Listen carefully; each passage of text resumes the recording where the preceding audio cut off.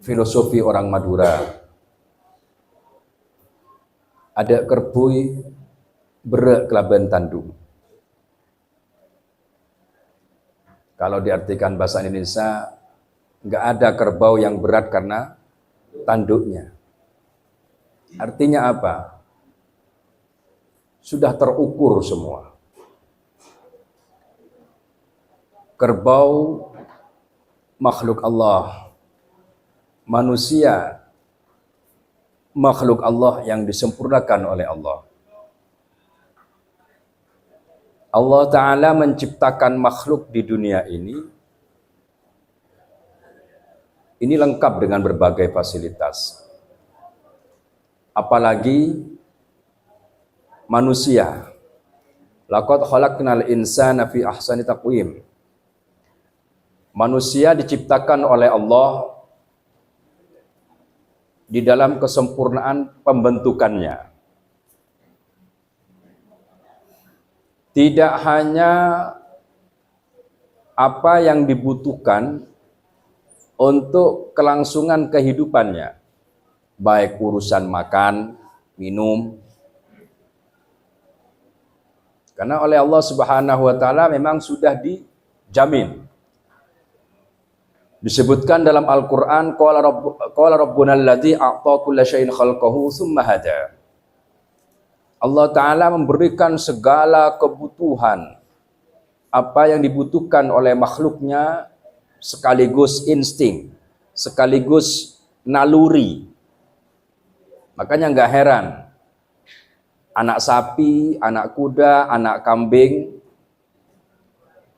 nggak usah dikasih pelajaran, nggak usah dikasih pendidikan, sudah tahu apa yang harus dimakan, bagaimana cara berjalan, dan lain sebagainya. Itu binatang. Manusia pun sama. Tapi karena manusia ini oleh Allah Subhanahu wa taala dikasih beban tambahan, dikasih tugas tambahan, dikasih yang namanya tanggung jawab.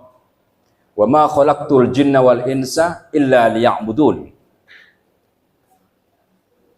Allah Ta'ala menciptakan jin dan manusia itu illa liya'budun, hanya untuk beribadah kepada Allah, tunduk kepada Allah, mengikuti apa yang diperintahkan oleh Allah. Maka tentu di sini fasilitasnya lebih lengkap daripada binatang. Lebih lengkap. Apa itu? Yakni dikasih akal, juga dikasih nafsu. Kalau binatang hanya dikasih nafsu tanpa akal. Malaikat oleh Allah Subhanahu wa taala diciptakan hanya dikasih akal tanpa nafsu. Artinya apa? Malaikat diciptakan oleh Allah gak punya keinginan yang lain-lain, karena gak punya nafsu. Tapi manusia oleh Allah Subhanahu wa taala dikasih kedua-duanya. Dikasih akal, juga dikasih nafsu. Nah, dengan akal dan nafsu inilah fasilitas digunakan oleh manusia untuk menjalankan amanah, untuk menjalankan perintah. Kullukum ra'in wa kullukum mas'ulun an ra'iyatihi. Diri kalian semua adalah orang yang dikasih tanggung jawab dan akan dipertanggungjawabkan. Nah, dari sini menunjukkan bahwa dengan fasilitas yang dikasih oleh Allah, kita sebagai manusia, sebagai makhluk Allah, cara yang metur ken karo tebes ngelakonin, hanya menjalankan memanfaatkan fasilitas-fasilitas yang dikasih oleh Allah. Fasilitas itu sudah terukur. Seperti yang disampaikan oleh para sepuh dulu, ada kerbui mergana tandu. Sudah terukur semua. Dan Allah Ta'ala tidak menuntut melebihi dari ukuran fasilitas yang dikasih kepada manusia. Orang miskin nggak wajib zakat, sedangkan zakat adalah salah satu rukun Islam. Rukun Islam ada 5, syahadat, sholat, puasa, zakat, haji. Artinya kalau sudah rukun, berbicara rukun, ini kan berarti wajib. Tapi zakat tidak diwajibkan bagi orang yang tidak mempunyai harta yang lebih. Artinya seluruh tanggung jawab, seluruh beban yang dibebankan oleh Allah itu tidak melebihi daripada ukuran. Agar supaya ukuran itu bisa berkembang, ukuran bisa berkembang jika kita tahu ukurannya.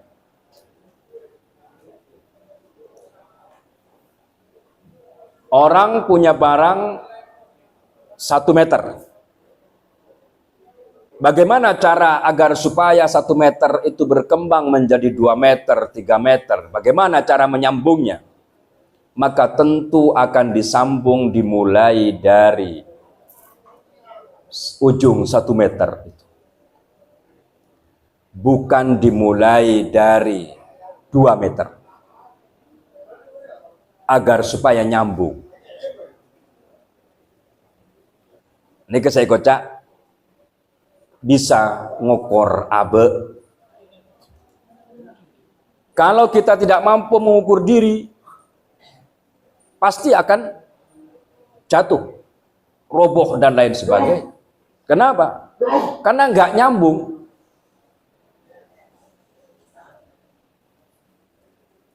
Disinilah kita dihadapkan kepada yang namanya kehidupan.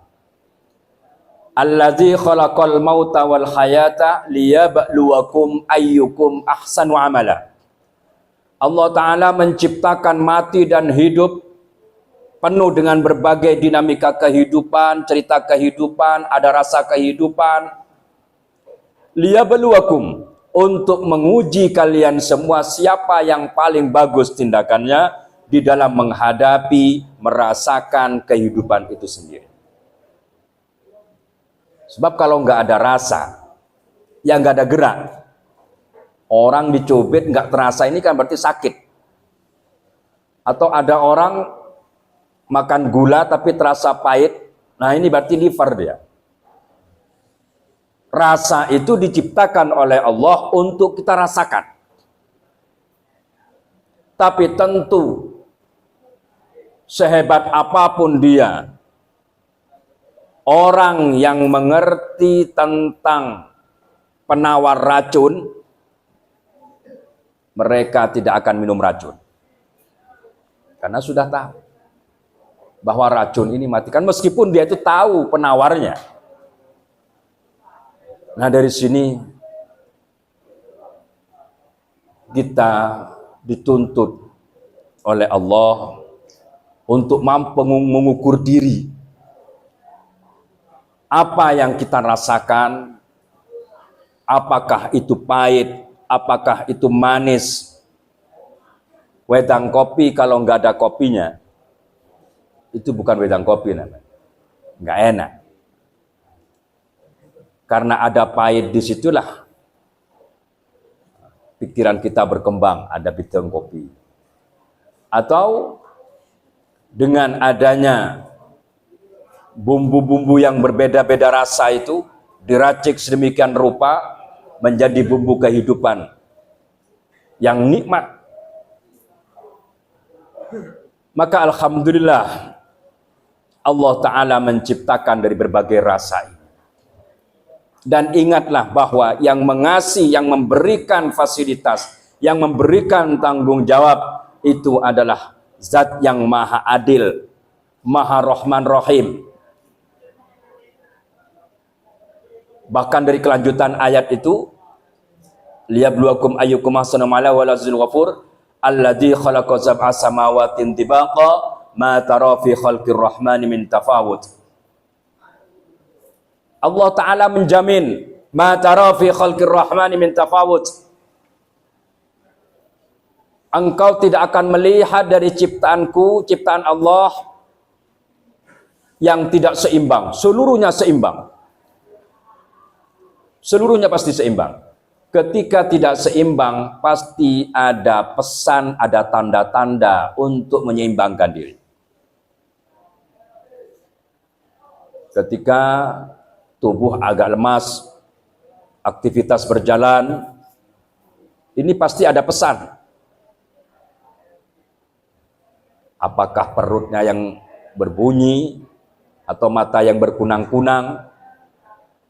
Ini pasti ada pesan. Kenapa? Harus seimbang antara gerakan dan tenaga. Nah, kurangnya tenaga itu kan banyak penyebab. Ada karena lapar, ada karena kurang darah dan lain sebagainya.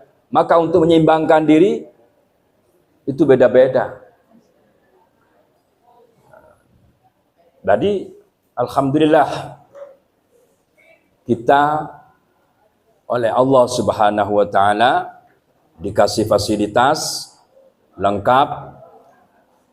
Tinggal bagaimana kita mampu mengukur kita, memahami fasilitas yang dikasih Allah, mampu mengukur diri, sehingga ketika ada kemampuan mengukur diri, disinilah kita mampu untuk menyambung ukuran yang kita miliki. Kalau kita nggak mampu, ya bagaimana kita mau nyambung, memperpanjang dan lain sebagainya. Laqad khalaqnal insana fi ahsani taqwim, tsumma radadnahu asfala safilin, illal ladzina amanu wa amilus solihat falahum ajrun ghairu mamnun. Kalau kita mau iman kita perkuat, perilaku kita jaga, amilus solihat, melakukan hal-hal kebajikan-kebajikan, falahum ajrun ghairu mamnun, maka baginya pahala yang tiada henti, terus bertambah. Nah, di dalam menumpuk dan lain sebagainya terkait dengan kebajikan, dengan pahala-pahala yang kita inginkan, ini kita harus waspada bahwa Allah Ta'ala selain menciptakan manusia juga menciptakan iblis. Untuk apa? Untuk menyeimbangkan diri, menyeimbangkan keadaan. Lampu ini bisa hidup karena min plus. Kalau plus saja nggak akan hidup. Ada min baru hidup. Apalagi hanya min saja. Allah Ta'ala menciptakan berbagai pasangan-pasangan. Ada manis, ada pahit, dan sebagainya. Ini semua ada manfaat jika posisinya tepat. Jika cara mengukurnya tepat. Sebab kalau logika yang kita pakai, pikiran akal manusia yang kita pakai, kenapa sih Allah Ta'ala menciptakan iblis? Diperintah untuk sholat dan lain sebagainya, dikasih ini dan sebagainya. Kenapa kok menciptakan iblis untuk menggoda manusia? Sebab kalau nggak ada tantangan, ini nggak ada inovasi, nggak ada ini dan sebagainya. Jalan daripada iblis atau setan untuk menggoda manusia ini lewat nafsu. Makanya pada hakikinya, pada sejatinya, setan itu tidak bisa memasukkan manusia ke neraka. Manusia hanya apa? Setan hanya mempengaruhi. Ibaratkan apa? Ibaratkan gas. Tahu gas? Gas itu jika dikelola dengan bagus, tabungnya bagus, nggak ada kebocoran, selangnya begitu, terus alat apa itu namanya pengaturnya itu juga bagus, maka gas ini dapat dimanfaatkan menjadi hal-hal yang buat masak ini dan sebagainya, buat mandi air panas dan sebagainya. Tapi ketika ada kebocoran dikit saja, hanya dengan pantikan, satu pantikan api akan menjadi kebakaran. Bumi ini kalau nggak ada gas, nggak akan berputar. Adanya gas inilah bumi ini bisa berputar. Jadi ada manfaat. Begitupun nafsu dalam diri kita manusia. Maka nafsu kita harus kita kelola dengan bagus agar tidak muncul kebocoran-kebocoran. Lewat apa?